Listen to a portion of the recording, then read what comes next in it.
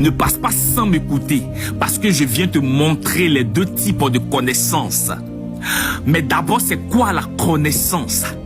La connaissance désigne le fait de connaître, de savoir ou d'avoir des compétences dans un domaine spécifique. Mais nombreux sont les gens qui n'ont aucune connaissance spirituelle, culturelle, religieuse ou sociétale. Cela est perçu dans le livre d'Osée 4, verset 6, où la Bible déclare que « Mon peuple est détruit parce qu'il lui manque la connaissance ».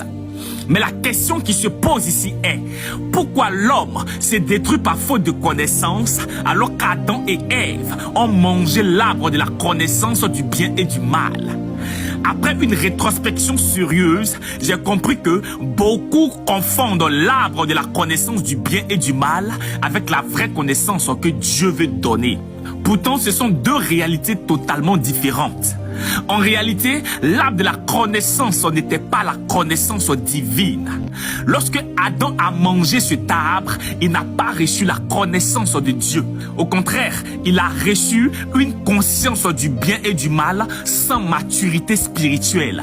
Il a reçu une connaissance qui est la séparation entre lui et Dieu.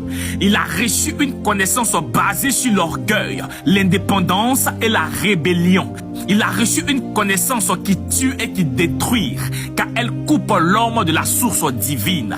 De façon plus claire, l'arbre de la connaissance est une connaissance déconnectée de Dieu.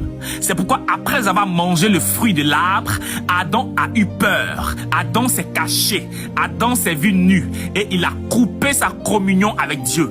Cette première connaissance-là n'est pas la lumière. C'est une connaissance qui produit la mort et le mal, mais elle ne produit pas la vie.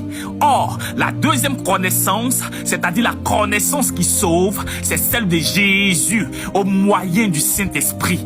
En vérité, je vous le dis, quand la Bible dit que mon peuple périt faute de connaissance, cela veut dire que le peuple périt parce qu'il lui manque la connaissance de Dieu, la connaissance de la parole, la connaissance de ses voies, la connaissance de sa volonté, la connaissance de sa nature, la connaissance révélée par le Saint-Esprit, la connaissance des mystères cachés et la connaissance de la divinité suprême de Jésus-Christ de Nazareth.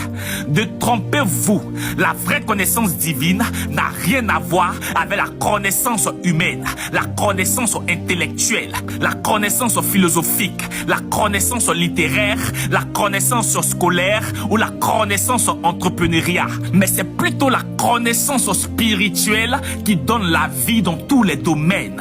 L'arbre